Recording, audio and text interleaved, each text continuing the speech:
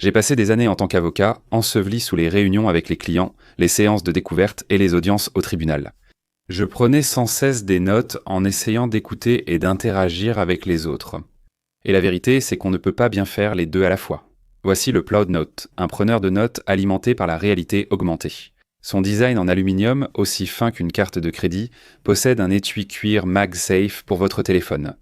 Le Ploud Note capture instantanément avec une simple pression et dispose de 2 modes. Relevez-le pour les appels téléphoniques afin de capturer les 2 côtés de la conversation. Abaissez-le pour enregistrer les réunions et les interviews. Vos notes personnelles, c'est fini de chercher des applis ou carnets. L'application Ploud est alimentée par GPT-5 et transcrit tout avec une grande précision dans 112 langues avec identification des intervenants. Elle crée de vrais résumés, comptes rendus, actions et éléments clés à retenir. Vous pouvez aussi interroger vos enregistrements plus tard pour des réponses instantanées. Si j'avais eu ça à l'époque, je me serais épargné d'innombrables heures. En tant que créateur avec la Ploud Note, je suis certain de ne jamais oublier une idée de vidéo ou un bout de script soudain. Dans mon travail hors YouTube, la confidentialité est impérative. Ploud respecte les normes System and Organization Controls, 2 normes européennes, 18030 et 1, Health Insurance Portability and Accountability Act, et utilise un chiffrement Amazon Web Services complet. Je lui confie mes informations confidentielles sans hésitation. Profitez de 20% de réduction sur Ploud Notes avec mon code exclusif PT, 20 à la caisse. En cliquant sur le lien dans la description ou le commentaire épinglé, merci à Ploud pour le sponsoring de cette vidéo.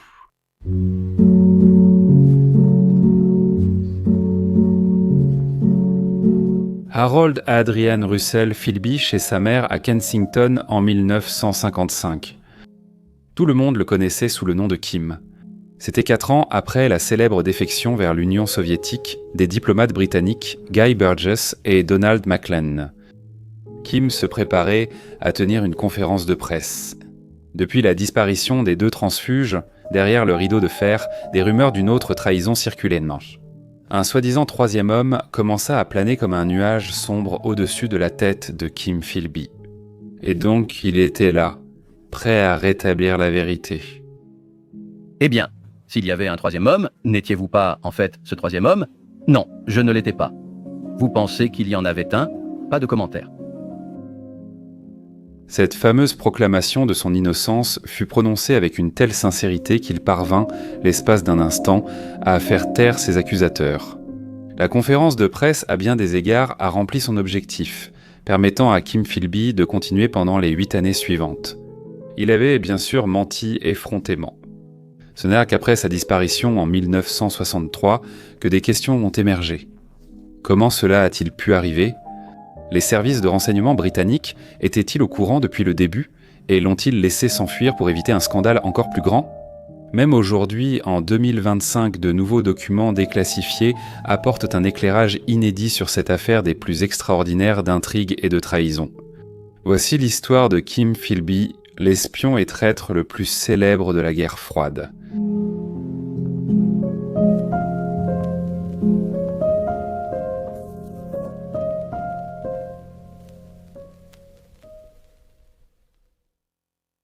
Le parcours de Kim Philby dans le monde labyrinthique de l'espionnage a commencé bien loin des prestigieux couloirs des services de renseignement britanniques, au cœur de la splendeur déclinante du Raj britannique. Né Harold Adrian Russell Philby le 1er janvier 1912 à Ambala, en Inde.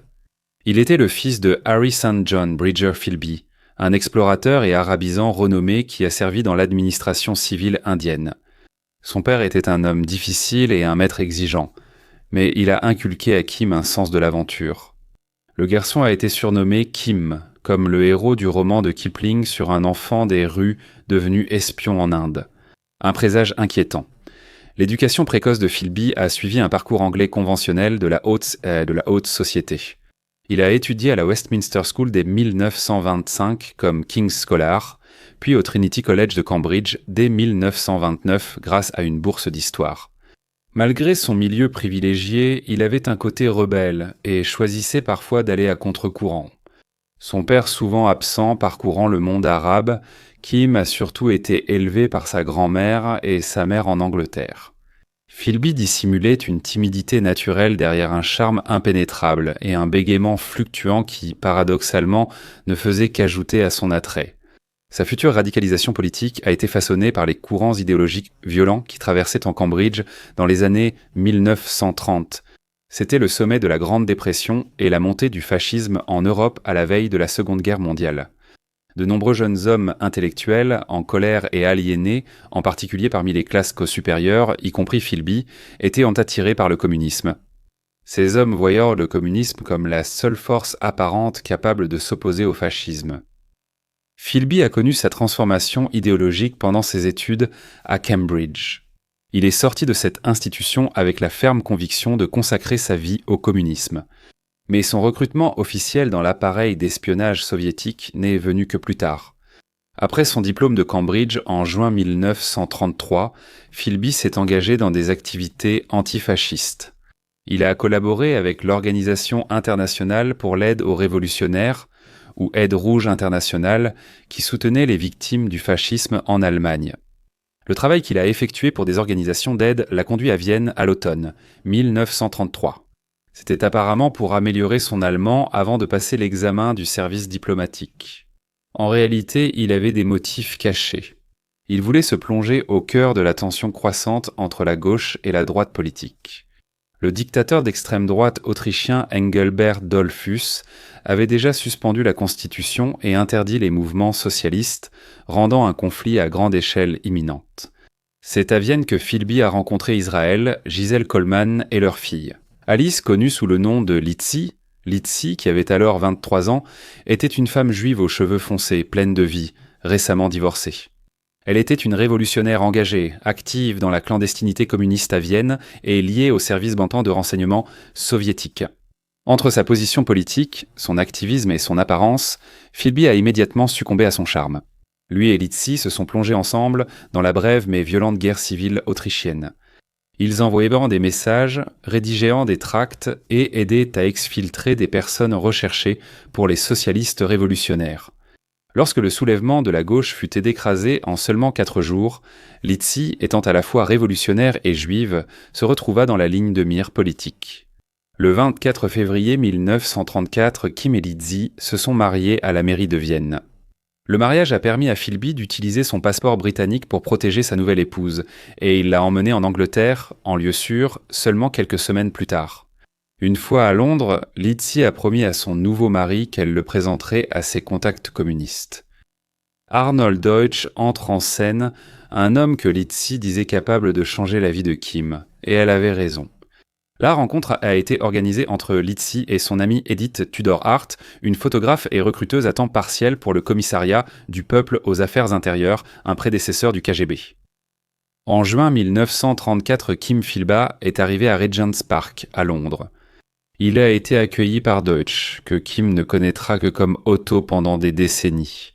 Début trentaine, Deutsch était à Londres sous couverture académique, poursuivant un diplôme de 3e cycle en phonétique et en psychologie à l'University College London. Sa véritable mission secrète était pour Moscou. Il agissait comme principal recruteur pour les services de renseignement soviétiques en Grande-Bretagne. Deutsch était un agent illégal, opérant sans statut diplomatique.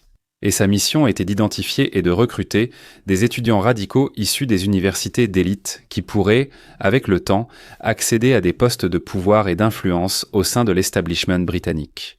Philby était précisément le type de recrue que Deutsch recherchait, ambitieux, bien connecté et déjà profondément engagé idéologiquement. Après s'être jaugés mutuellement, ils ont convenu de se rencontrer une seconde fois. Lors de leur deuxième rencontre, Deutsch a demandé à Philby s'il accepterait d'être agent clandestin. Philby a accepté avec enthousiasme et sans hésiter. Deutsch s'attendait à cette réponse et a alors exposé à Philby le plan pour son avenir prévisible. Il n'aurait servi à rien que Philby soit publiquement reconnu comme communiste. Par conséquent, lui et Litzy devaient en couper tous les liens avec leurs amis communistes ou de gauche. Ils devaient en plutôt cultiver une image publique de personnes de droite, peut-être même quelque peu sympathisantes du nazisme. De cette façon, Philby et Litzy s'assimileraient au cœur de l'establishment contre lequel ils travaillaient. Deutsch a également initié Philby aux rudiments de l'espionnage. comment organiser des rencontres clandestines, laisser des messages, détecter les écoutes téléphoniques et repérer ou semer une filature. Il a donné à Philby un nouvel appareil photo Minox subminiature et lui a appris à copier des documents. Philby s'est vu attribuer le nom de code affectueux Sonny et son précieux recrutement a été signalé au centre de Moscou, comme premier test de son engagement et de sa capacité à utiliser le nouvel équipement.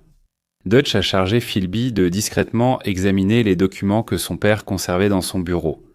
Philby n'a eu aucun scrupule et a réussi le test, ajoutant même quelques notes sur son mépris et sa haine envers ses parents riches. Avec cela, Philby est alors devenu un agent infiltré travaillant pour les intérêts soviétiques. Sa double vie avait commencé. Suivant les conseils de Deutsch, Philby a poursuivi une carrière dans le journalisme.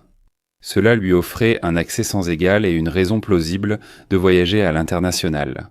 Il a commencé au World Review of Reviews, puis est passé à l'Anglo-German Trade Gazette, une publication en partie financée par le gouvernement nazi.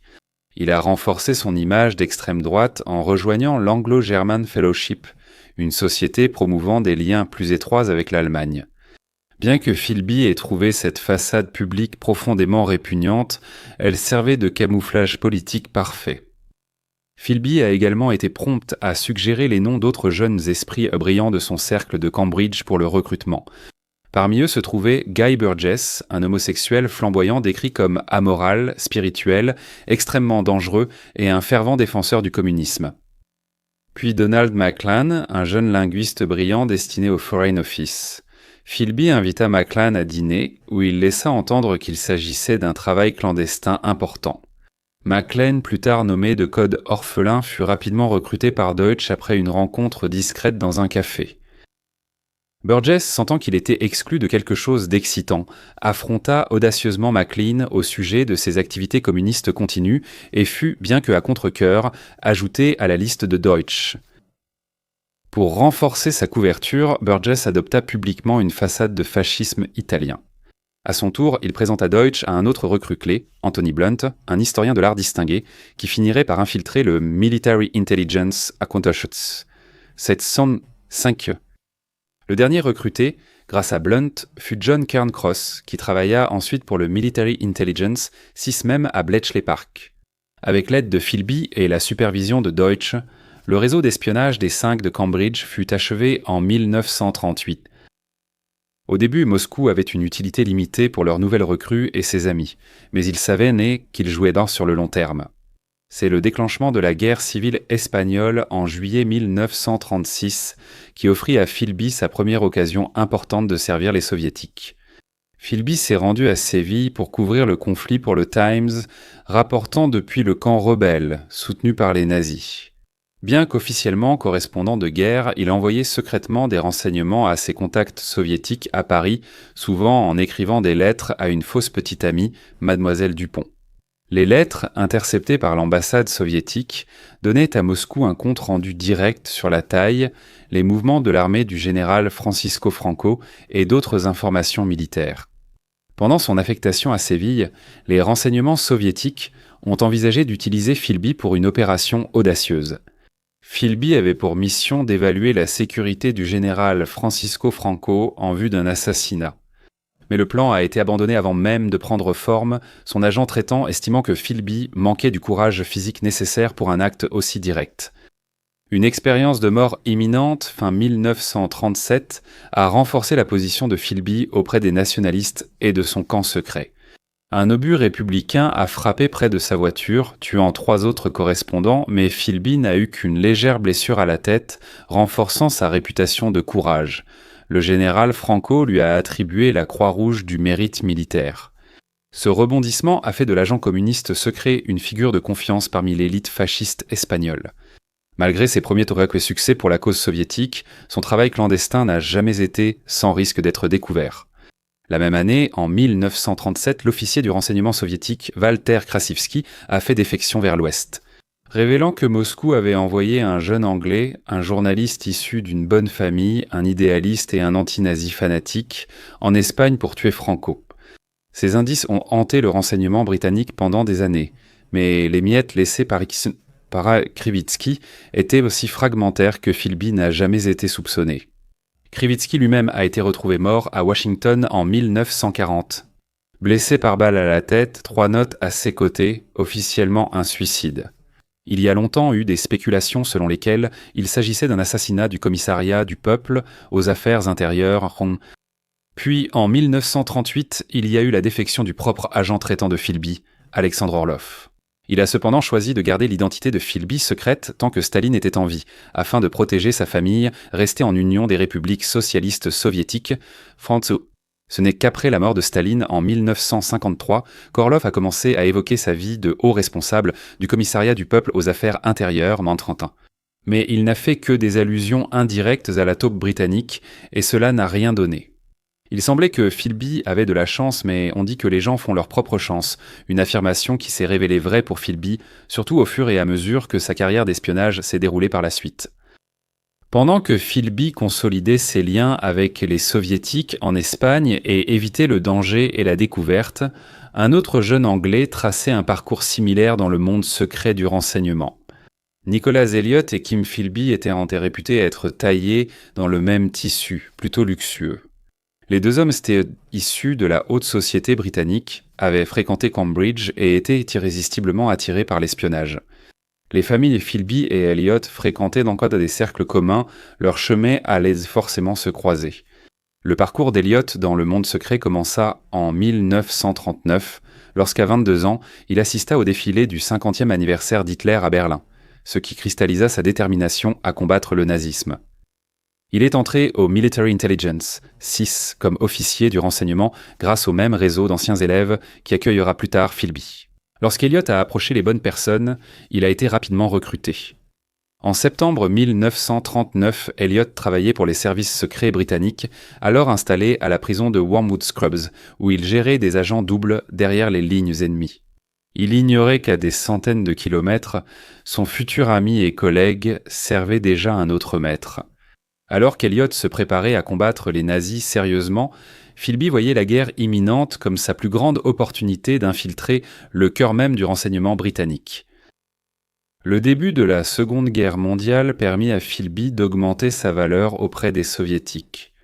Il rejoignit le corps expéditionnaire britannique en France comme correspondant de guerre pour le Times, après avoir échappé de justesse à Armin alors que les panzers allemands entraînent dans la ville. En juin 1940, il retourna en Angleterre avec une note de frais légendaire pour ses bagages perdus, comprenant un manteau en poil de chameau et une vieille pipe d'O'Neill.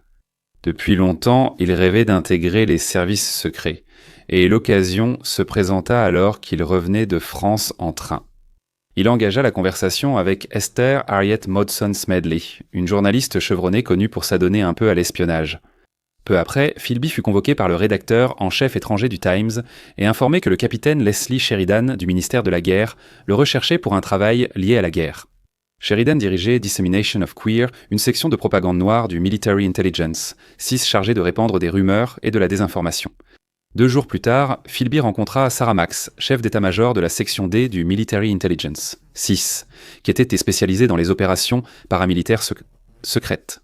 Tout comme avec Elliott, le processus de recrutement incarnait le réseau des anciens élèves dans ce qu'il avait de plus dangereux. Ce n'est qu'en 1994 que l'existence du Military Intelligence, SIS, a été officiellement reconnue.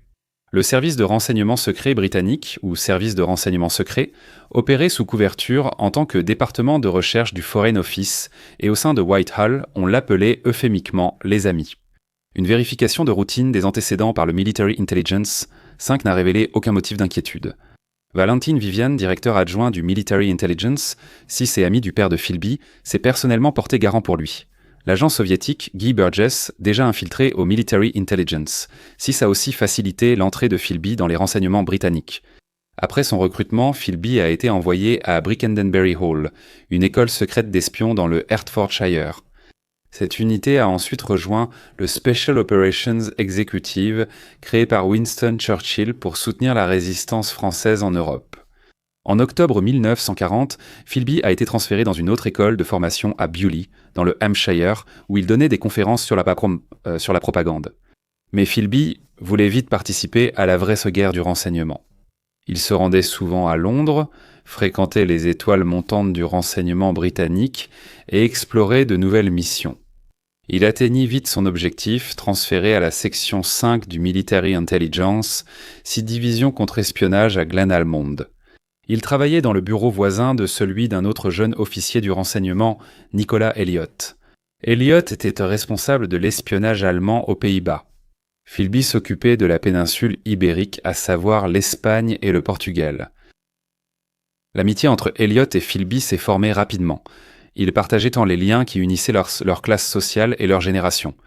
Pour Elliott, cette amitié comblait le vide laissé après qu'un ami proche ait été tué au combat, peu de temps après qu'ils soient devenus amis. Philby envoyait déjà des rapports à Moscou sur son collègue.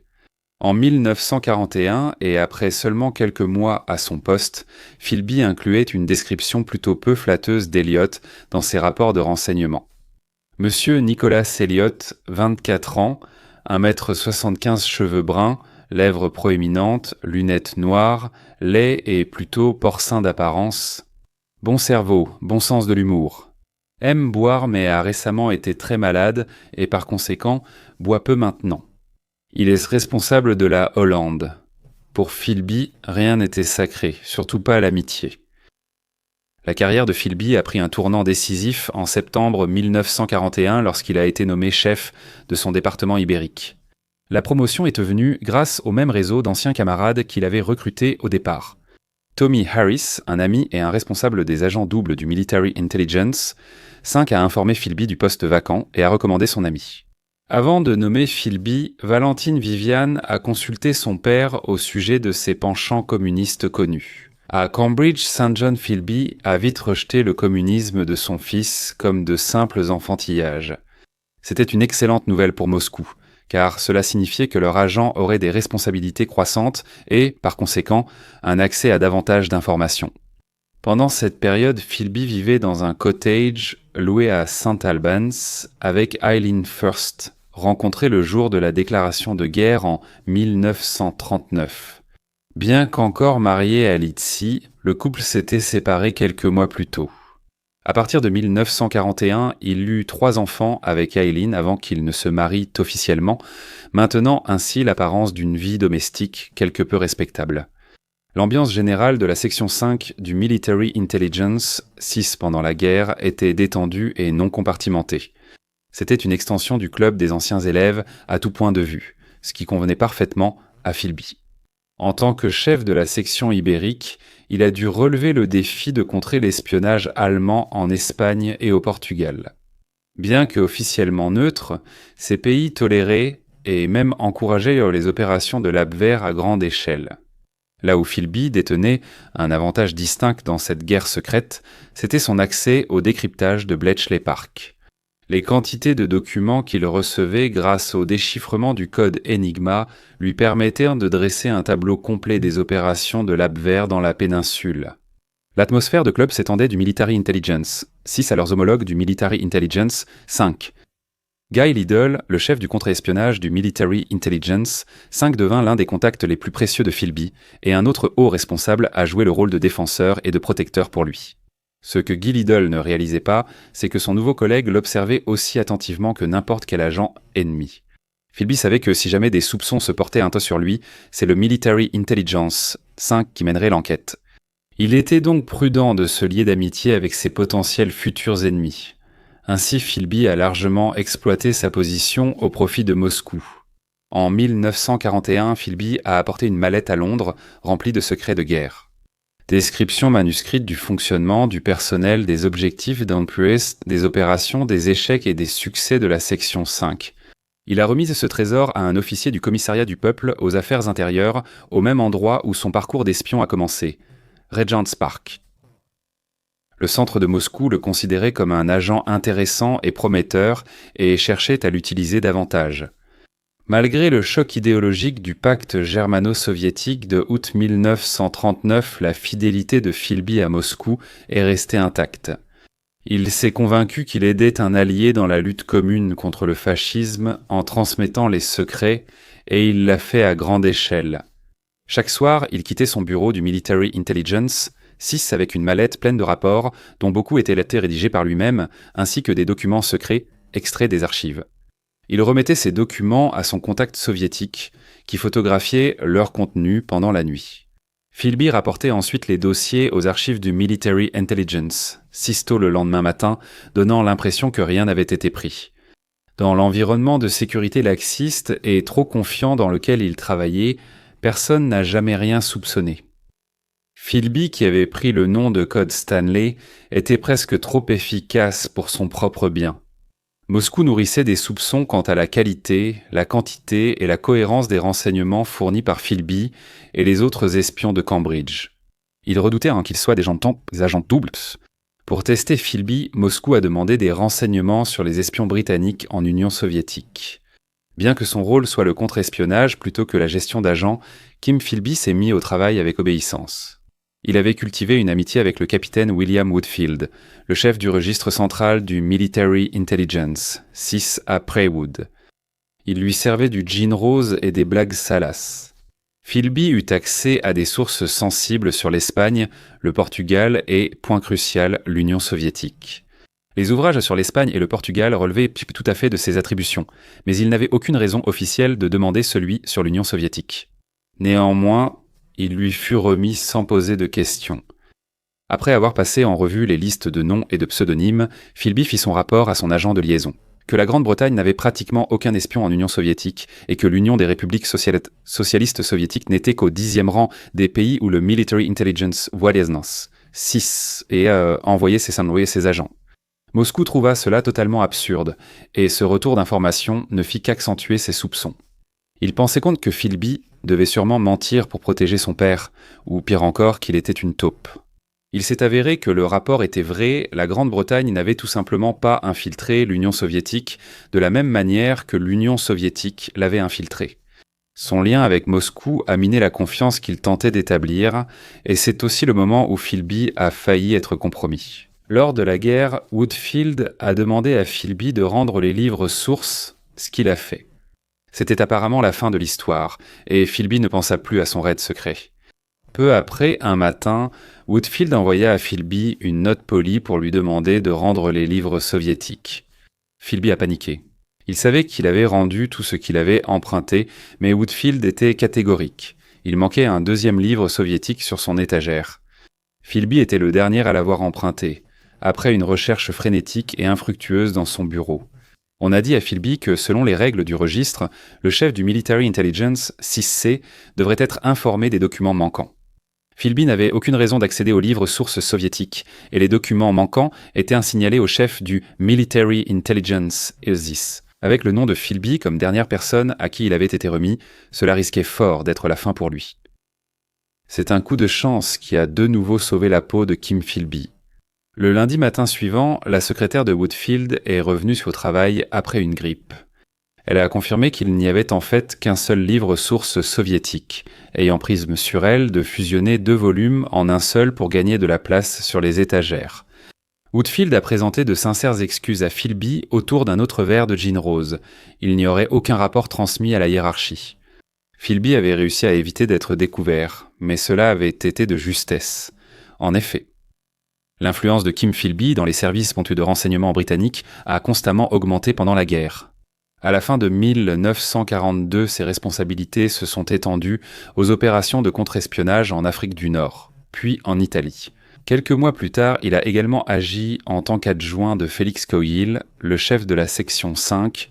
Sa position faisait de lui un instructeur influent auprès du nouvellement arrivé Office of Strategic Services américain, dont le groupe de novices, visiblement déconcerté, cherchait à s'inspirer de l'expertise britannique. L'un de ses officiers était un jeune James Jesus Angleton. Il deviendrait plus tard une figure majeure à la tête de la CIA. Et malheureusement, avec le recul, un protégé de Philby fournissait à Angleton des décryptages de Bletchley Park pour son travail de contre-espionnage en Italie, permettant à l'Américain de connaître un succès professionnel rapide. C'est au milieu de ce qui était perçu comme un travail de renseignement phénoménal par Philby qu'il se préparait à sa plus grande trahison.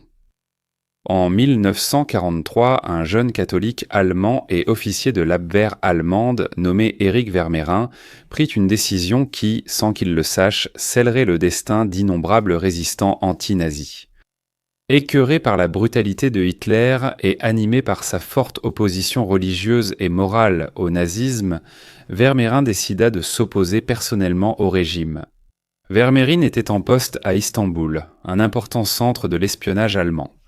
En tant que second en commandement à la station Abwehr, Vermehren avait accès à tous ses dossiers. Il a contacté les renseignements britanniques à Lisbonne fin 1943. Son nom a été transmis à Nicolas Elliott, qui était alors chef de station du Military Intelligence 6 à Istanbul. Sous la direction d'Elliott et en préparation de sa défection, Vermehren a commencé à rassembler toutes les informations compromettantes sur les nazis qu'il pouvait trouver. Y compris une analyse complète du réseau d'espionnage allemand à Istanbul, Elliott et ses collègues du Military Intelligence 6 ont planifié et organisé l'enlèvement des Vermehren lors d'une réception à l'ambassade d'Espagne, gagnant ainsi un temps précieux. Avant que la véritable raison de leur disparition ne soit découverte, Eric et sa femme, Elisabeth, furent exfiltrés vers le Caire, puis transportés par avion à Londres sous haute sécurité. La défection des Vermehren a été désastreuse pour le renseignement allemand. Hitler, déjà méfiant envers la loyauté de l'Abwehr, entra dans une colère noire en apprenant la nouvelle. En moins de 2 semaines, il abolit toute l'organisation, l'intégrant au service secret Heitsdienst de Heinrich Himmler. Le timing était désastreux pour le Troisième Reich. À 3 mois du débarquement, les renseignements allemands sombrèrent dans le chaos.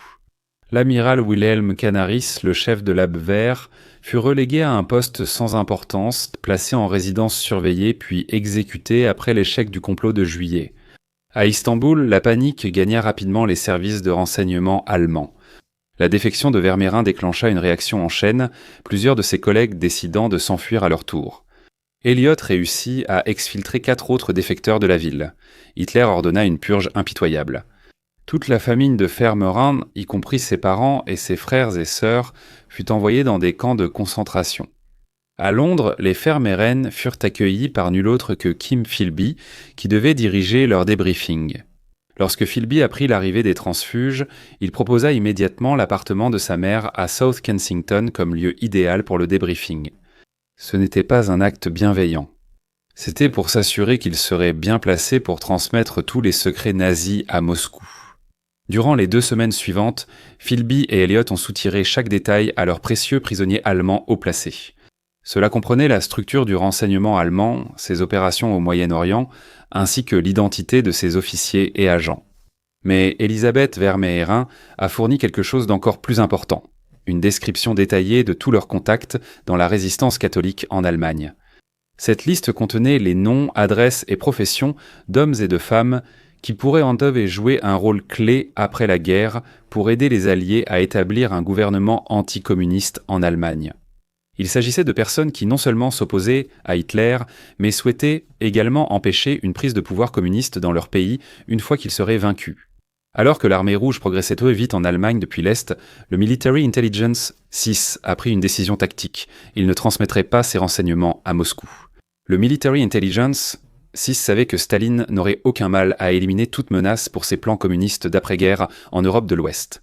Ainsi, le Military Intelligence 6 a choisi de retenir la liste afin de protéger la personne nommée.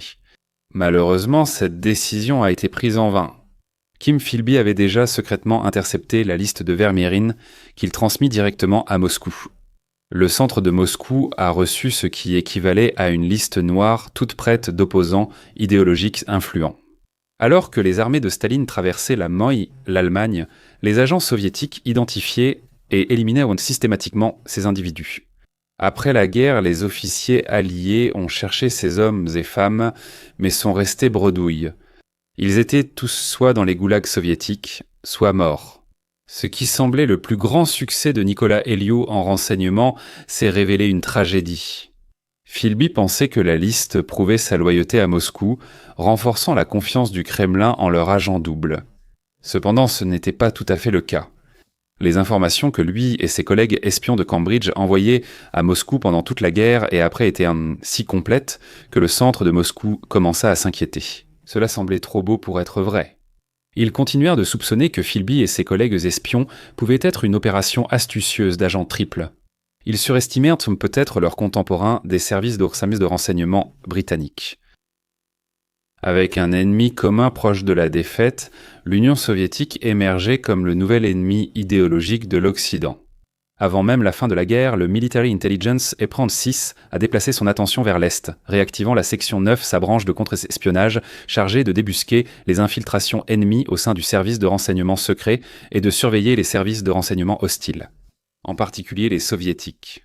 Philby s'est habilement placé en tant que principal candidat pour diriger cette nouvelle section, et il a été nommé chef de la section 9. En septembre 1944, avant la fin de la guerre, un espion soviétique dirigeait les opérations de renseignement anti-soviétiques britanniques. Ce coup de maître montrait que le Kremlin connaissait tous les efforts britanniques pour contrer l'espionnage communiste après la guerre. Moscou était véritablement en extase. Leur agent, Stanley, prenait enfin toute son importance et la stratégie à long terme avait vraiment valu la peine. Depuis son poste de chef de la section 9, Philby faisait des rapports sur le programme de la bombe atomique Manhattan. Les plans du jour J, la politique polonaise de la Grande-Bretagne, ainsi que les activités de l'Office of Strategic Services et du Military Intelligence, 6 transmettant environ 10 000 documents à Moscou.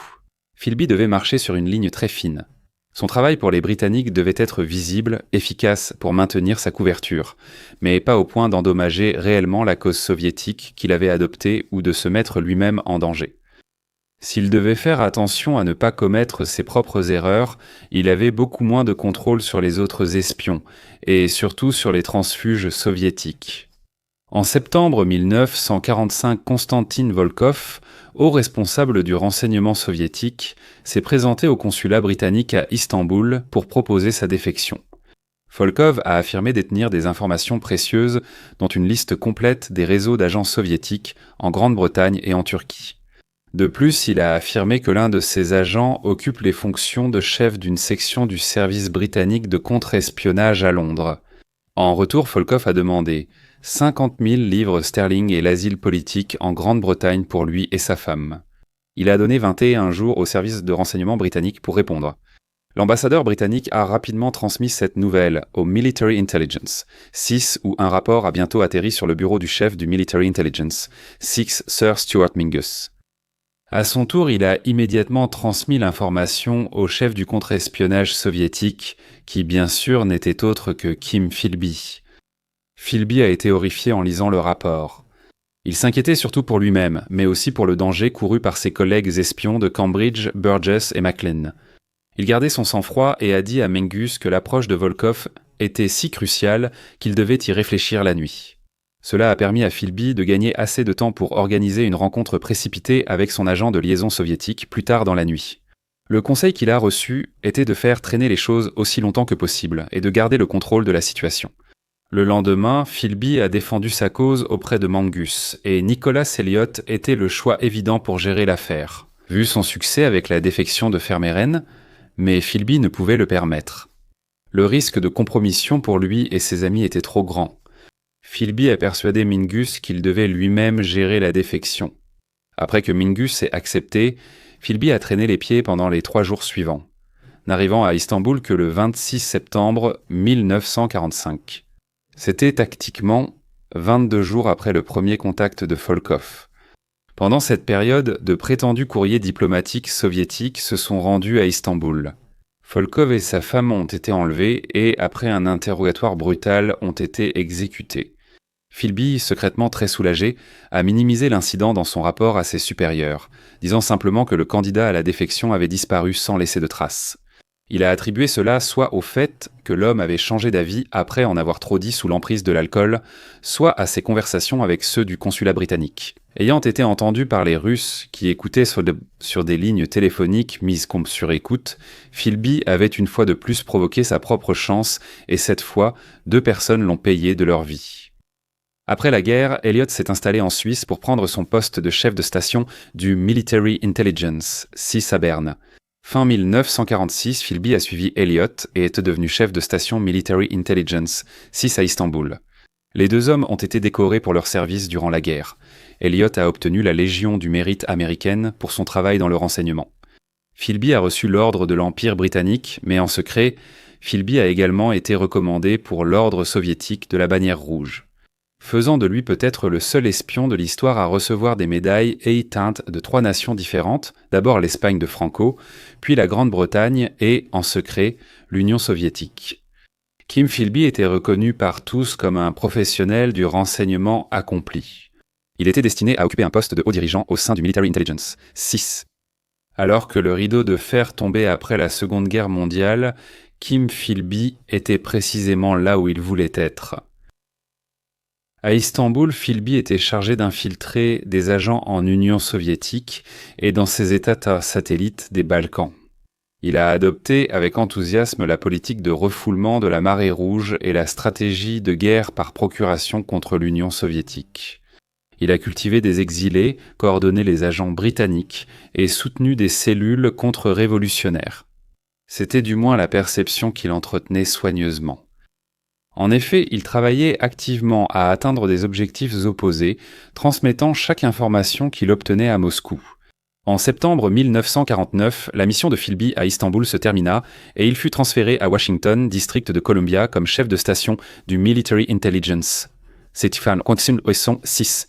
C'était l'un des postes les plus importants du renseignement britannique, car cela signifiait que Philby serait également l'officier de liaison auprès de la toute nouvelle CIA. Il développa une amitié étroite avec son protégé, James Jesus Angleton. Il dînait souvent dans des restaurants chics comme Harvey's, où Philby lui soutirait tous les secrets de la CIA sur des opérations clandestines, à Cuba, au Chili, en Grèce et en Iran. Philby devint commandant conjoint du comité spécial de politique anglo-américain, supervisant un programme américain de soutien à l'opposition monarchiste en Albanie. À la suite des fuites d'informations de Philby vers Moscou, de nombreux royalistes furent capturés, torturés et tués.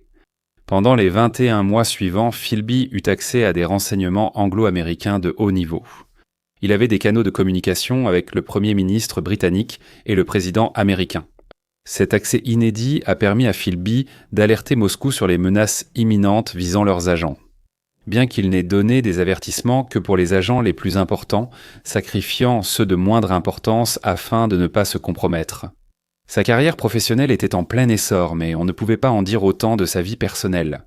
Philby était toujours marié à Eileen, et pendant cette période, elle souffrait d'une instabilité mentale croissante et de ce qui fut plus tard diagnostiqué comme un syndrome de Munchausen.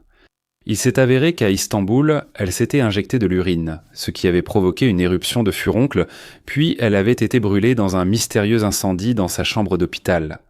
Eileen ne savait rien de la duplicité de son mari et était convaincue qu'il avait une liaison avec sa secrétaire Edith Whitfield. La maladie mentale d'Eileen devint une source de difficultés et d'embarras pour Philby, qui avait le sentiment d'avoir été trompé par sa femme.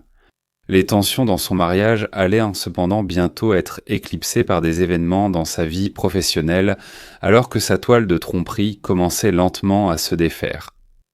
Depuis 1940, les États-Unis menaient une opération de contre-espionnage contre les Soviétiques appelée le projet Venona. En 1948, pas moins de 3000 télégrammes avaient été interceptés et partiellement déchiffrés grâce aux brillants cryptanalystes dirigés par Meredith Gardner. Les Soviétiques, en partie à cause de négligence et de problèmes logistiques en temps de guerre, ont enfreint leurs propres règles en réutilisant plusieurs fois leur carnet de code à usage unique. Cela a permis aux Américains de partiellement casser leur code réputé inviolable. En 1950, les messages décryptés ont étonnamment révélé qu'un réseau d'agents importants opérait en Grande-Bretagne depuis au moins 1945, dont 2 agents clés. L'un portant le nom de code Stanley et l'autre Homer. Stanley était bien sûr Philby lui-même. Philby a déduit que Homer était son vieil ami de Cambridge et collègue espion soviétique Donald Maclean. Maclean a aussi été premier secrétaire à l'ambassade britannique à Washington. Philby savait que l'équipe conjointe du Military Intelligence 5 et du Military Intelligence 5 ferait rapidement le lien. Il savait que si Maclean était démasqué, il le serait aussi rapidement. Philby s'est retrouvé dans une situation impossible qu'il avait lui-même créée. En tant qu'agent britannique, il aurait dû alerter les autorités. Agent soviétique, il devait protéger Maclean pour se protéger lui-même. Philby n'avait pas vu McLean depuis la fin de la guerre, et a donc dû demander à son ami peu fiable, Burgess, de communiquer en son nom. Donald McLean avait quitté Washington en 1948 pour occuper un nouveau poste de conseiller et chef de chancellerie à l'ambassade britannique au Caire. En mai 1950, il était bien conscient des révélations Venona et était au bord de la dépression nerveuse. Il a tenté de démissionner en tant qu'espion soviétique, mais cela a simplement été ignoré par l'agence de renseignement soviétique, le ministère de la Sécurité d'État, se sentant sans issue. Un jour, il s'est saoulé et a complètement saccagé les appartements de 2 secrétaires de l'ambassade des États-Unis, allant jusqu'à déchirer leurs sous-vêtements et jeter un miroir du mur. Après cela, il a été rapidement rappelé à Londres, où il a été placé sous soins psychiatriques. Ensuite, dans un développement étrange et après une brève période de traitement, McLean a été promu chef du bureau américain au Foreign Office à Londres. Pour aggraver les choses, en mars 1951, il y a eu une avancée dans les décryptages Venona, où l'agent Homer a finalement été identifié.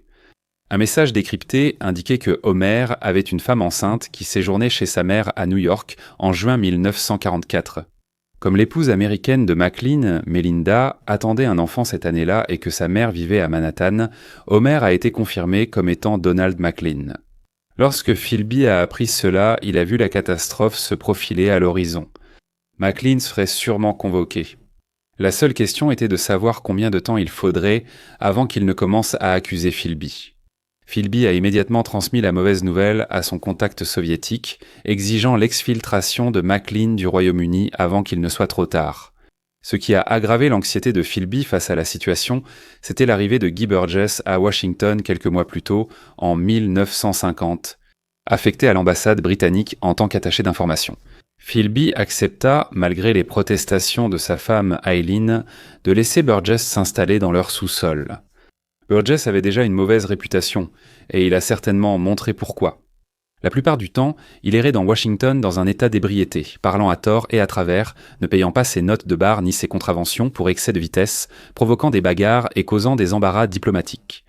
Pour toutes ces frasques, Burgess faisait l'objet de mesures disciplinaires et avait également été rappelé à Londres.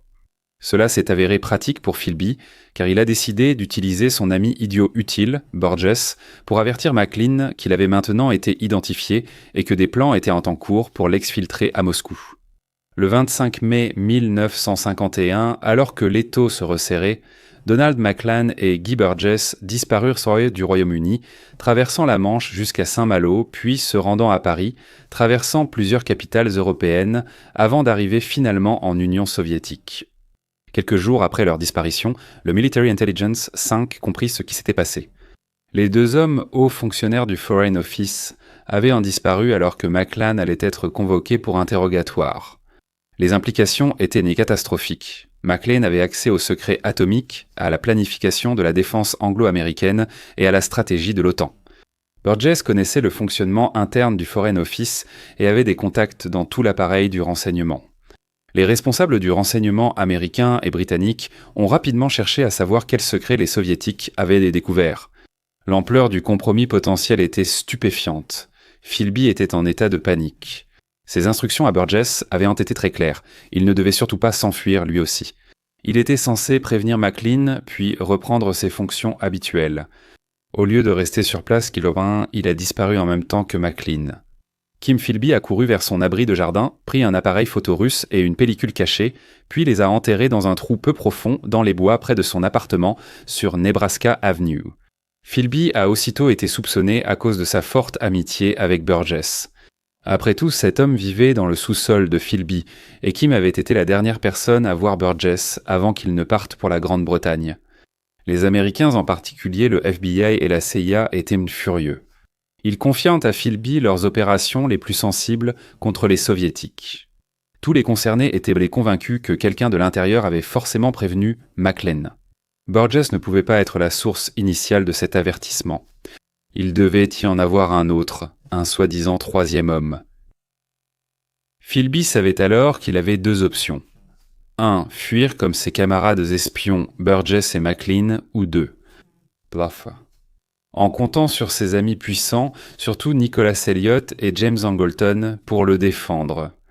Le Military Intelligence en 705 a d'abord interrogé Kim Philby informellement le 12 juin 1951. Lors de la réunion, Philby bénéficiait du soutien total du Military Intelligence. 6 et le chef du contre-espionnage du Military Intelligence, 5 Dick White, prit soin d'expliquer que Philby était interrogé uniquement pour faire la lumière sur l'affaire. Philby déclara qu'il se souvenait de Maclean de Cambridge, mais qu'il ne l'avait pas vu depuis des années et qu'il ne le reconnaîtrait probablement même pas. Quant à son ami Burgess, Philby déclara de façon plutôt peu charitable qu'il ne pouvait pas croire que les soviétiques embaucheraient comme espion un individu aussi indiscret, désorganisé, ivrogne et homosexuel dépravé que Burgess. Lors de l'interrogatoire, le bégaiement de Philby rendait la conversation étrange et hachée. Qu'il s'agisse de nervosité ou d'une stratégie calculée, ce trouble de la parole semblait lui faire gagner du temps et de la sympathie alors qu'il détournait chaque question sur sa loyauté. Même si la réunion s'est conclue à l'amiable par des poignées de main, White et ses amis outre-Atlantique restaient sceptiques. L'ancien agent du FBI, Bill Harvey, soupçonnait Philby bien avant les défections. À la suite des disparitions, il a rédigé un rapport rassemblant plusieurs éléments de preuve pour pointer un doigt accusateur directement sur Philby. En tant qu'espion soviétique, il semblait presque évident que Philby avait des liens avec Burgess. Il avait joué un rôle dans la désastreuse affaire Volkov, avait participé aux opérations albanaises ratées et possédait une connaissance intime de la traque de l'agent Homer. Philby a rejeté le rapport comme un exercice rétrospectif de rancune. À l'époque, il l'affirmait avec confiance grâce au soutien total du Military Intelligence Onkelie Sixor. Malgré les preuves croissantes, Nicholas Elliott, fidèle ami de Philby, continuait à le défendre. Elliott avait été indigné lorsqu'il avait appris que son ami faisait l'objet d'une enquête, et il proclamait haut et fort l'innocence de Philby, à quiconque voulait bien l'entendre. Elliott jugeait impossible que Philby soit un espion soviétique, car il ne l'avait jamais entendu évoquer la politique ni tenir de propos gauchistes. À la suite du rapport Harvey, Dick White a convoqué Philby pour un deuxième entretien quelques jours plus tard. D'autres membres du Military Intelligence, 5 notamment Arthur Martin et Jane Archer, avaient mené l'enquête. Martin avait constitué un dossier détaillé sur Philby, rassemblant les éléments pièce par pièce. Les choses devenaient tendues et débordaient un ton sur les affaires internationales. La CIA a prévenu le Military Intelligence 6 que si Philby n'était pas renvoyé, la coopération entre les services dormidis de renseignement américains et britanniques prendrait fin. Bien qu'il ait continué à nier fermement, Philby admit cette fois que sa première femme avait été communiste, mais rien de plus. Dick White quitta la réunion sans aucun doute que Philby mentait, mais il n'avait aucune preuve concrète contre lui. En décembre 1951, Philby fut convoqué à une enquête judiciaire menée par H. P. Milmo, conseiller du roi et ex-officier du Military Intelligence 5. L'interrogatoire était tendu, Milmo accusant directement Philby d'espionnage depuis les années 1930 de trahison envers Volkov et d'avoir averti Burgess et Maclean, dit-il. Les interceptions radio avaient leur histoire. Le trafic avait inondé les lignes de Londres à Moscou dès que Volkov avait pris contact. Puis cela s'est reproduit, de Moscou à Istanbul, juste après que quelqu'un l'a trahi. Ce n'était pas une coïncidence. Philby a esquivé et détourné les questions, même lorsqu'on l'a interrogé sur sa première femme, Litsi, qui était communiste. Malgré ses efforts, Milmo n'a pas réussi à faire avouer Philby et n'a rien obtenu. Le Military Intelligence 5 a conclu que Philby était ou avait été un agent russe, mais sans aveu ni preuve. Aucune raison ne justifiait une arrestation ou des poursuites. La rivalité interagences entre le Military Intelligence 5 et le Military Intelligence 6 a abouti à une impasse. Alors que le Military Intelligence 5 était convaincu de la culpabilité de Philby, il n'avait aucune juridiction pour forcer la main du Military Intelligence 6. Par précaution, le passeport de Kim Philby lui a été retiré et le Military Intelligence 5 a décidé d'envoyer son prochain champion pour interroger Philby seulement quelques semaines plus tard. William James Carden était le principal interrogateur du Military Intelligence 5 ayant réussi à obtenir des aveux de l'espion atomique Klaus Fuchs. Les questions persistantes et subtiles de Scarden n'ont pas non plus permis d'obtenir des aveux, le rapport final concluant simplement que les accusations d'espionnage n'étaient pas prouvées. Entre-temps n'était pas prouvé tant. Le passeport de Philby lui a été rendu. Stuart Mangus a continué de défendre Philby, affirmant qu'il était victime de conjectures non fondées. qu'il ait réellement cru à cette déclaration ou non, admettre le contraire aurait exposé les services de renseignement britanniques au ridicule. Bien que Philby ait évité des accusations officielles, il a dû démissionner du Military Intelligence 6 en juillet 1951.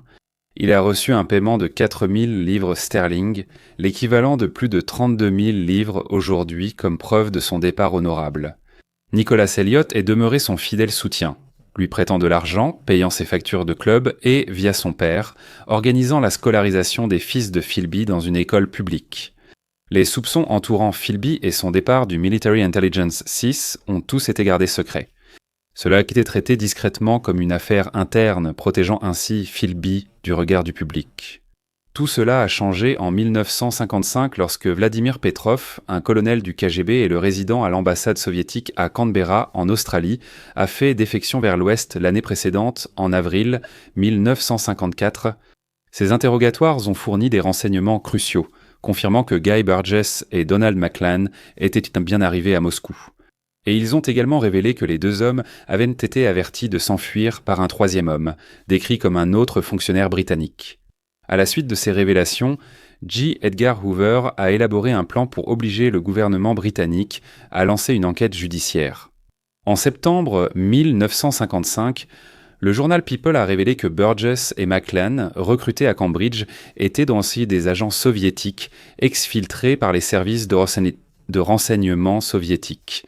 Peu de temps après, le 23 octobre 1955, le New York Sunday Times, après une fuite voulue de Hoover, publia en premier le nom de Kim Philby comme informateur ayant alerté les défecteurs, provoquant une tempête médiatique et politique. La chasse au troisième homme était alors bel et bien lancée.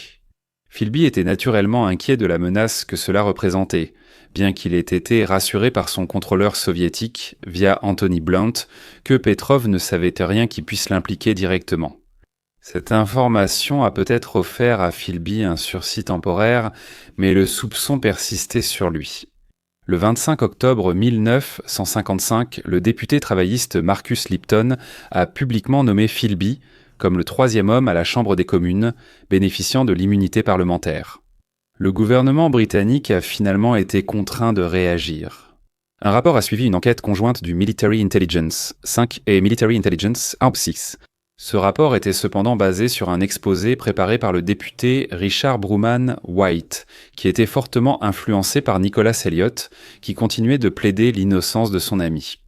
Harold Macmillan, alors ministre des Affaires étrangères, déclara le 7 novembre 1955 qu'il n'y avait aucune raison de conclure que M. Philby avait jamais trahi les intérêts de ce pays, ou de l'identifier comme le soi-disant troisième homme.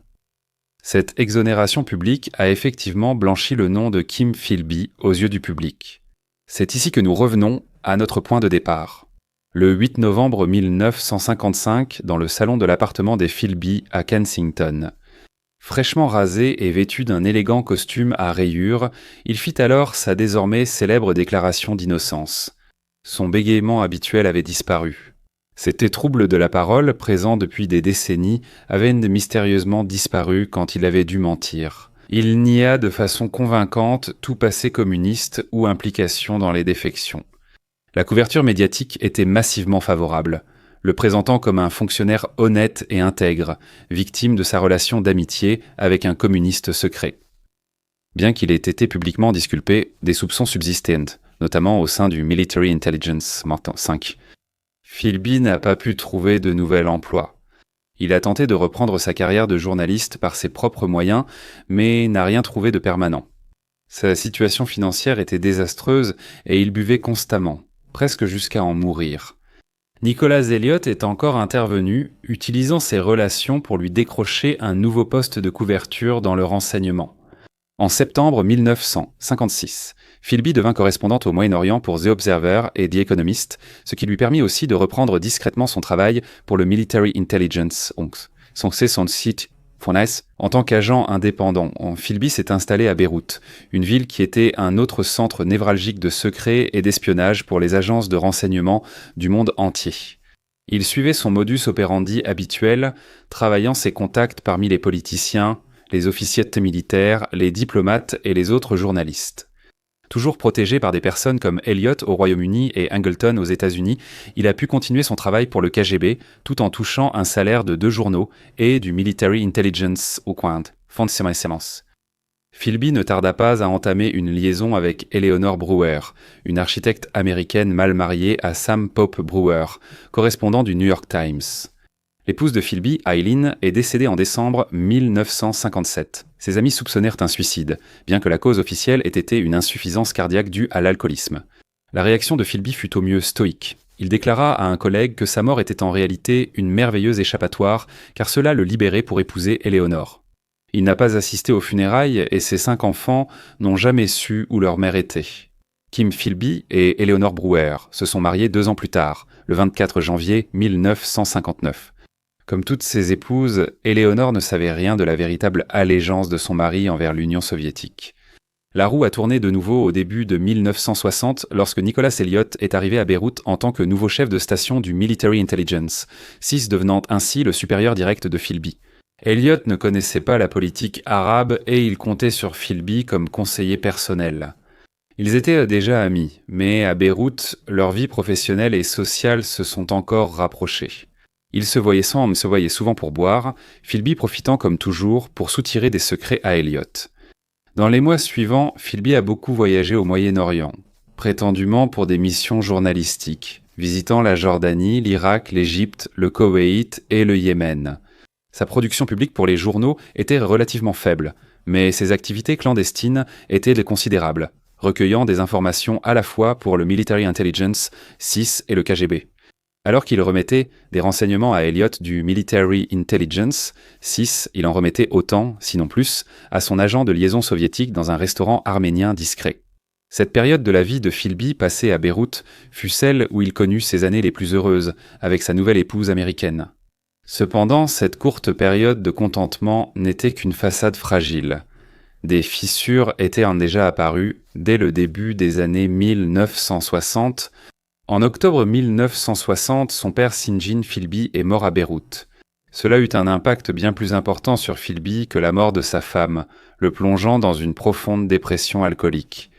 Parallèlement, une série de désertions de haut niveau du bloc soviétique commença à exposer le point faible des services de renseignement britanniques, et à quel point il avait été totalement compromis par le réseau d'espions de Cambridge. En décembre 1961, le major Anatoly Golitsyn, haut responsable du KGB, fit défection à Helsinki. Il apporta avec lui une vaste quantité de secrets, dont la confirmation de l'existence d'un réseau de 5 espions. Ces hommes avaient été recrutés pendant leurs études à Cambridge. Les informations de Golitsyn étaient fragmentaires mais importantes, et le KGB s'en inquiétait. Bien que le Military Intelligence 5 ait soupçonné Philby pendant des années, la confirmation de Golitsyn était une première. Il avait été confirmé qu'il restait encore d'autres espions non découverts au tapis dans l'ombre. À l'été 1962, lorsque Golitsyn avait été autorisé à se rendre à Londres pour être interrogé par les services de renseignement britanniques. Moscou a compris la menace qu'il posait à leur meilleur espion. Le KGB a envoyé Yuri Moden, l'ancien contact du KGB de Philby, à Beyrouth pour avertir Philby du nouveau transfuge et établir des plans de secours pour sa fuite vers la Russie. Cet avertissement, combiné au stress causé par la mort de son père, a plongé Philby dans une spirale de peur, aggravant son alcoolisme et son stress. Le coup décisif pour Philby est survenu en 1962. La piste ne venait pas d'un transfuge soviétique ni d'un autre espion, mais d'une femme nommée Flora Solomon. C'était une vieille amie de Philby depuis les années 1930 qui lui avait présenté sa seconde épouse, Eileen. Elle était de plus en plus agacée par ce qu'elle percevait comme le parti pris anti-israélien de Philby. Dans ses articles pour The Observer, cela lui rappelait la propagande soviétique. En y repensant, Solomon se rappela les propos que Philby lui avait tenus en 1935. Il lui avait dit fièrement qu'il faisait un travail très dangereux pour la paix. Avec le recul, elle réalisa que Philby avait peut-être tenté de la recruter pour les services de renseignement soviétiques. Elle rapporta cela à Victor Rothschild, issu de la célèbre famille de banquiers, ancien officier du Military Intelligence 5 et ami de Philby. Cette information fut transmise à la hiérarchie du Military Intelligence 5 qui trouva le récit de Solomon convaincant. On demanda à Solomon de répéter son histoire pour le Military Intelligence 5 sans qu'elle sache qu'elle était enregistrée. À ce moment-là, le Military Intelligence 5 crut enfin qu'avec les preuves de Solomon et la corroboration de Golitsyn, les pièces du puzzle s'assemblaient enfin. Mais il y avait d'importants défis politiques et juridiques à surmonter pour affronter Philby. Un procès public serait embarrassant, vu son ancien emploi au Military Intelligence 6, et un échec judiciaire serait désastreux pour le gouvernement. Harold Macmillan, alors Premier ministre britannique, qui avait personnellement innocenté Philby en 1955, faisait face à une situation politique délicate. Le Military Intelligence 6 a décidé que sa meilleure option était de rechercher des aveux sur un terrain neutre à Beyrouth, estimant que c'était leur meilleure chance d'obtenir une confession, sans les complexités d'un procès en Grande-Bretagne. Qui pensez-vous, Dick White, après avoir quitté le Military Intelligence 5 pour diriger et controverser le Military Intelligence 6 ? Choisit d'envoyer pour obtenir les aveux. Nul autre que le bon ami de Philby, Nicholas Elliot. Elliot était revenu à Londres l'année précédente pour occuper un nouveau poste de chef de l'Afrique pour le Military Intelligence 6. Il a été convoqué chez White où on lui annonça la vérité. Philby, qu'il avait tant défendu, était un traître et un espion soviétique. Elliot était anéanti, humilié, furieux et attristé par la nouvelle. Il a compris les terribles implications de cette vérité. N'étant même pas capable d'imaginer combien de morts Philby avait causé, Elliot sentait qu'il était le seul à pouvoir obtenir des aveux, et il accepta donc d'y aller. Le 10 janvier 1963, Elliot est arrivé à Beyrouth en secret. Il a vu Philby dans un appartement sur écoute du quartier chrétien.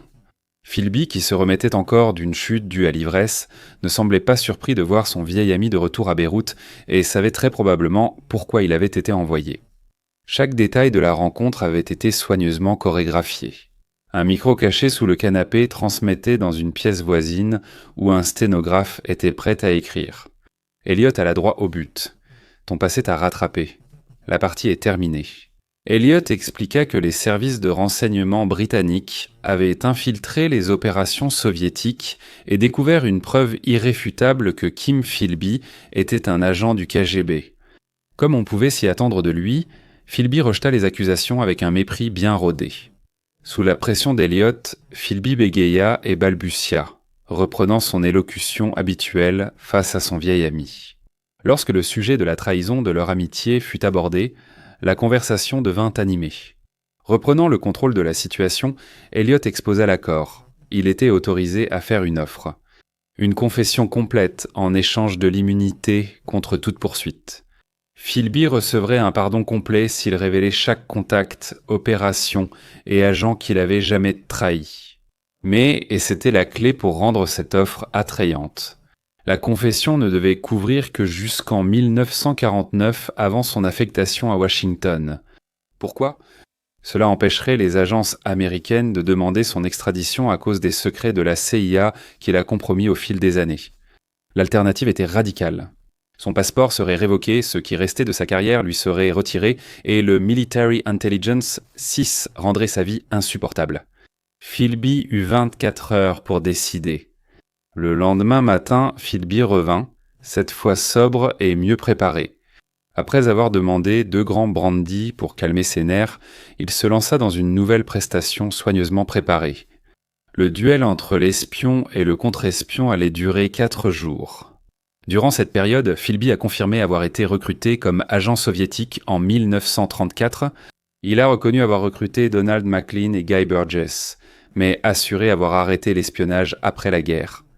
En 1949, il a insisté sur le fait qu'il avait compris l'erreur de ses actes. Il a reconnu avoir prévenu Maclean de son arrestation prochaine, affirmant l'avoir fait par loyauté envers un ami et non lors d'une mission.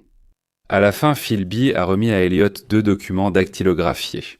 Cette confession, brève et incomplète, visait à remplir les conditions de l'accord tout en cachant l'étendue de sa trahison.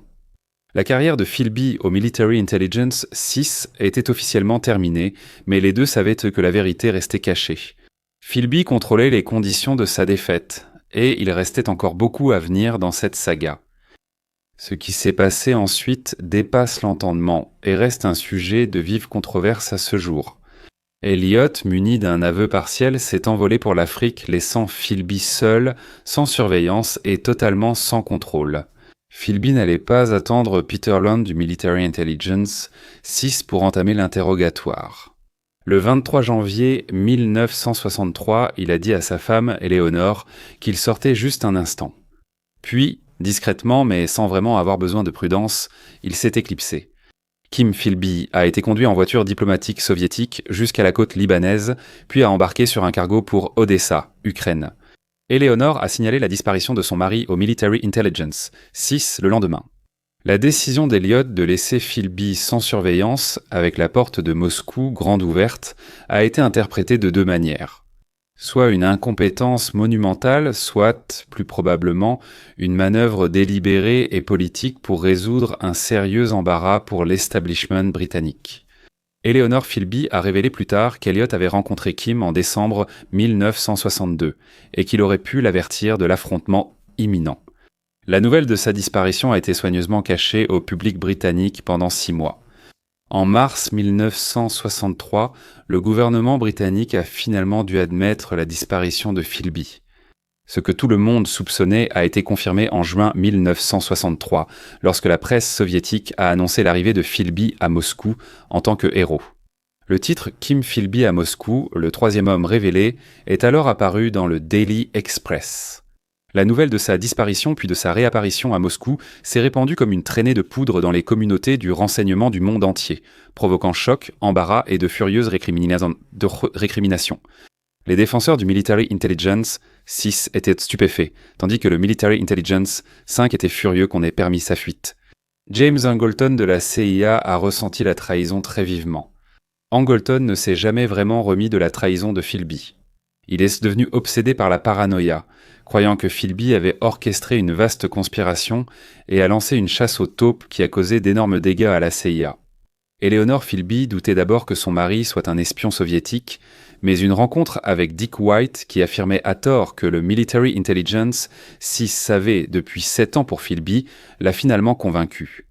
Après que la défection soit devenue publique, Philby a envoyé une lettre à Elliot depuis Moscou, écrivant qu'il croyait qu'Elliot avait organisé leur rencontre pour le forcer à s'exiler à Moscou.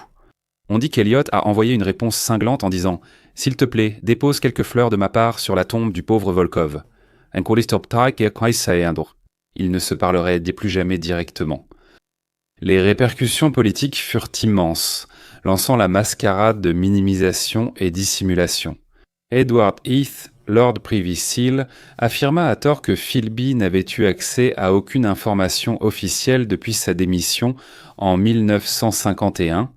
Ce même mois, Philby reçut la citoyenneté soviétique et sa réapparition à Moscou fut annoncée par Izvestia, le journal officiel soviétique, avec le titre « Bonjour Monsieur Philby ». Pour les soviétiques, ils ont présenté la défection comme les derniers exploits de leur super-espion, qui avait trompé la Grande-Bretagne pendant 30 ans avant de s'évader triomphalement à Moscou.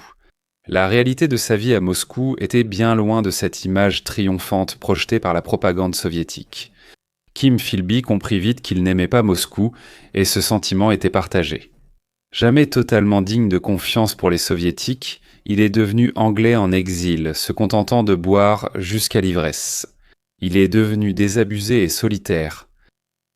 La facilité avec laquelle il avait pu s'échapper de Beyrouth a alimenté des rumeurs parmi les soviétiques selon lesquelles Philby jouait une sorte de triple jeu diabolique. Philby souffrait d'un profond malheur, continuant à boire excessivement, souvent seul. Il souffrait d'insomnie chronique et a même tenté de se suicider. Son épouse Eleanor, ayant accepté la trahison de son mari, l'a rejoint à Moscou en septembre 1963, mais elle a trouvé la ville grise, froide et solitaire. Leur mariage était destiné à prendre fin prématurément, Philby ayant entamé une liaison avec l'épouse de Donald Maclan en 1964. Philby touchait environ 200 tas par mois des soviétiques et recevait aussi une aide pour ses enfants. Il a publié ses mémoires « Ma guerre silencieuse » en 1968. Il s'agissait d'un mélange de faits et de fiction, approuvé et édité par le KGB. Dans ce livre, il a écrit sur le génie des services de renseignement soviétiques et s'est décrit comme un héros à la constance idéologique. L'esprit de Philby a entrevu une lueur d'espoir en 1970 lorsque son compatriote en exil et traître britannique, George Blake, a fait défection après s'être évadé de la prison de Wormwood Scrubs. Blake a présenté Philby à Rufina Ivanovna, une Russe de 20 ans, sa cadette, qui est devenue sa 4e épouse.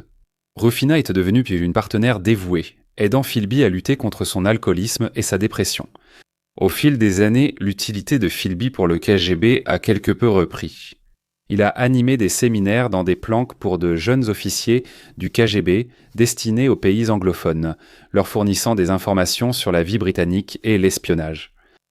Il a finalement pu visiter le centre secret du service de renseignement extérieur soviétique où il a donné une masterclass sur la survie sur le terrain.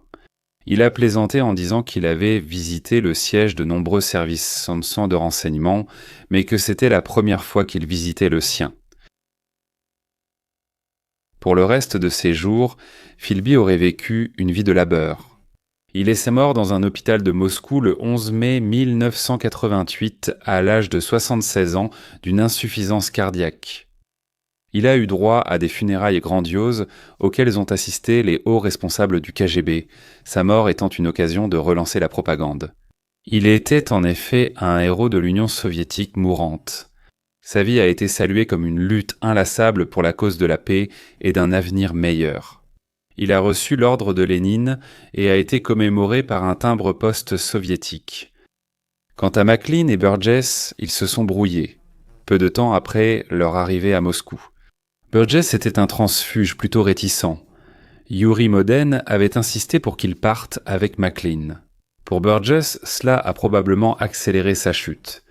Il a dit qu'il trouvait Moscou absolument épouvantable et il a continué sa vie de débauche comme avant. Il est mort d'une insuffisance hépatique le 30 août 1963. Donald Maclean a obtenu un logement et une aide financière après sa défection. Il parlait russe couramment et a ensuite été analyste de politique étrangère à l'Institut de l'économie mondiale et des relations internationales à Moscou. Maclean et Philby ont continué leur amitié, même si cela est devenu difficile après que Philby a volé la femme de Maclean.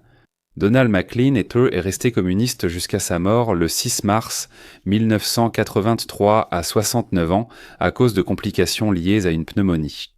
Les cendres de Burgess et Maclean ont été rapatriées en Angleterre et enterrées dans les tombes familiales. Nicholas Elliott a pris sa retraite du Military Intelligence, 6 en 1969. Il a ensuite été directeur dans un grand conglomérat britannique jusqu'en 1973. Le spectre de Kim Philby persistait, et l'humiliation publique et professionnelle qu'il avait causée a hanté Elliott jusqu'à la fin de ses jours. Il est décédé à Londres le 13 avril 1994 à l'âge de 77 ans. L'affaire Kim Philby et le réseau d'espionnage des 5 de Cambridge restent sans doute le scandale d'espionnage le plus commenté du XXe siècle. Leur impact durable sur la géopolitique, le renseignement et les opérations d'espionnage restent inégalés. Des personnes comme Nicholas Elliott et James Angleton ne s'en sont jamais vraiment remis. Après la trahison, le premier a vécu sous un nuage de soupçons de complicité, le second a littéralement dévoré sa propre agence dans une quête sans fin pour attraper la taupe insaisissable. En 2025, le public découvre encore de nouveaux détails sur la pire trahison de la Grande-Bretagne. En janvier 2025, les Archives nationales du Royaume-Uni ont publié 21 dossiers du Military Intelligence, 5 concernant Philby et les autres espions de Cambridge. Ils comprenaient des transcriptions détaillées des aveux de Philby jamais publiés auparavant. Le document a enregistré la déclaration franche de Philby selon laquelle, s'il en avait eu l'occasion, il aurait tout recommencé. Les dossiers ont également révélé la notoriété durable de Philby, montrant comment ses actions ont entraîné d'innombrables morts et changé le cours de l'espionnage pendant la guerre froide. En 2011, les Russes ont érigé une plaque montrant 2 visages de Philby. Un monument involontairement parfait pour un homme qui a vécu toute sa vie comme 2 personnes différentes. Il avait trompé tout le monde, y compris lui-même. Le maître de la tromperie était devenu sa propre plus grande victime.